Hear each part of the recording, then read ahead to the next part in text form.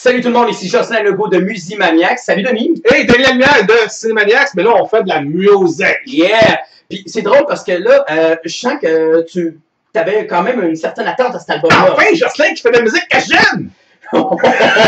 C'est-tu gentil, ça? Non, mais sérieusement, ça faisait 5 ans qu'on n'avait pas eu un album de Disturbed. Disturbed. Ouais. Moi, là, je voulais parler de ça parce que, c'est le côté artistique. Ça me rappelle un peu Megadeth, ça rappelle un peu Slayer, ça rappelle Iron Maiden. Oui, vraiment. Disturbed, moi, la seule chose que je sais de ce... Je me rappelle même pas du titre ou même de l'air de la chanson, mais il y a quelques années, il y a eu une vidéo avec ce personnage-là du groupe qui avait été designé et dessiné par Todd McFarlane. Exactement. C'est là que ça se passe comme genre la fin du monde avec une révolution, tout ça. Il l'appelait The Guy, that's it. Exactement. Ouais, The Guy. C'est pour ça que je l'ai parlé. Hey, dans la vidéo, là-dessus, de Disturbed. C'est quoi? OK, c'est quoi? Avant de parler de l'album. Oui, vas-y. C'est quoi ce personnage-là? The Guy, c'est une espèce de personnage d'outre-tombe qui vient comme porter le crachoir sur une société qui suit comme des moutons. C'est l'espèce de sauveur anti-héros. Messager de la révolution. Exactement, okay. C'est vraiment ça. C'est un peu ce que Eddie est à, voyons, Iron Maiden. Et là, je vais te payer une plug. Vas-y. Ça ressemble pas à Megatron, ça? Oh! Continue. Non, mais c'est vrai. Écoute, 5 ans avec David Draymond et toute la bande de Disturbed nous reviennent avec un album, soit qu'on les aime, soit qu'on les déteste, et soit qu'on aime les détester. Mais pour vrai, sérieusement, on l'attendait cet album-là depuis longtemps. 5 ans de silence, dont on vraiment... Wow! Okay. Mes questions. C'est-tu du hard rock, du heavy metal, du country? C'est quoi ça? C'est du hard rock. Okay. C'est hard rock dans la pure tradition avec un petit côté électro. Mais oui, mais le côté électro, là, je veux pas exagérer. Mais oui, à la base, c'est du hard rock. C'est ça. C'est un groupe américain ou c'est... C'est un groupe de Chicago qui existe depuis plus de 18 ans en réalité. Okay. Oui, qui ont toujours fait de la musique. Mais c'est ce projet-là, Disturbed, en 2000, qui a ouvert les voies pour eux. Cet album-là, ça c'est quoi, le deuxième, troisième album? Non, c'est le 6e, si je me trompe pas. Ça, c'est quoi le nom de cet album-là? Il s'appelle Immortalized. Immortalized? Yeah. Et qu'est-ce qui fait que c'est un bon album? Ça a l'air d'être un bon album, parce que c'est brutal, mais c'est mélodique. On rentre dans le cœur de la bête du rock, c'est vraiment bien réalisé.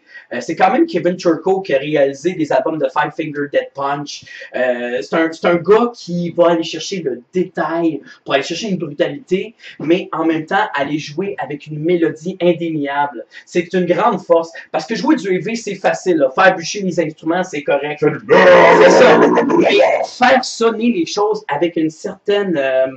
comment je pourrais dire ça? Un certain génie, une certaine force, Disturbed l'a beaucoup, et j'ai rien à dire contre. Tu sais, t'as pas l'album avec toi dans les mains. Non, j'ai pas l'album. Tu voulais pas que je te le vole, c'est ça? C'est ça, exactement. Je voulais pas que Denis me le vole. Est-ce que tu sais combien il y a de tunes sur l'album? Il y en a 12, si je me trompe pas. Donc c'est dans la moyenne? Oui, c'est dans la moyenne. OK. Est-ce que c'est un album... les groupes de ce genre-là vont faire ça des fois, ou est-ce que c'est toutes des tunes qui racontent une grande histoire? Est-ce que c'est ce genre-là? Oui, on rembarque encore dans le personnage de The Guy, là. Okay. C'est encore ça. Mais c'est comme chaque tune, c'est une partie d'une histoire, c'est ça? Ben, je te dirais qu'ils ont comme essayé de faire un kiff-kiff, un 50-50 de ça. Il y a des personnages qu'on reconnaît à travers la discographie complète de Disturbed, puis t'en as d'autres, c'est une évolution. Moi, je veux juste faire une petite mention. Parmi les 12 chansons, il y en a une que j'ai trouvée merdique. Je veux dire, tu fais un album avec une force et une brutalité inouïe comme ça. Tu fais une balade, c'est ça? Non, c'est même pas. Les balades sont bonnes. Okay, il y a une chanson qui s'appelle The Light. Ah non, tu reconnais la sonorité brutale malgré que c'est une balade.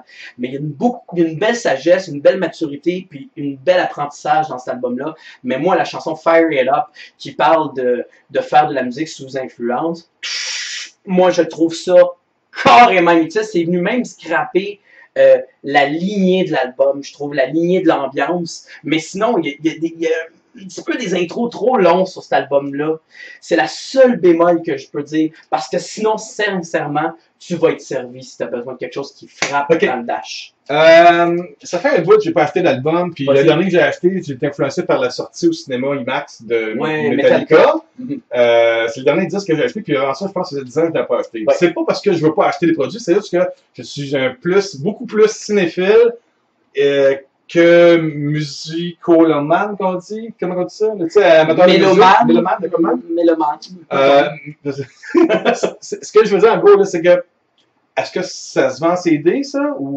Et est-ce que ça vaut la peine de l'acheter en CD? Écoute, c'est un peu ça, j'essaie de Je vais répondre à ta question, Denis. Yes, sir! Mais sérieusement, pour vrai, la pochette est remarquable, est en carton, comme en genre de 3D, tu peux l'ouvrir en plusieurs niveaux, en relief, exactement. Mais autant pour le produit dedans que de dehors, oui, ça vaut vraiment la peine. Ça vaut amplement le 15$ ou le 20$ de dépenses, parce que c'est un album qui s'écoute vraiment bien de A à Z. À part Fire It Up. Moi, je donne 8 sur 10 sur cet album-là. Sincèrement, Denis, je te donne le défi de l'écouter, puis on s'en reparle. Fait que ça, on met ce disque-là à planche dans le Jeep avec les portes ouvertes, le toit ouvert, puis t'écœures tout le monde qui écoute du Christina Aguilera, c'est ça? Exactement. Sérieusement, là, je veux juste dire quelque chose. Fuck yeah.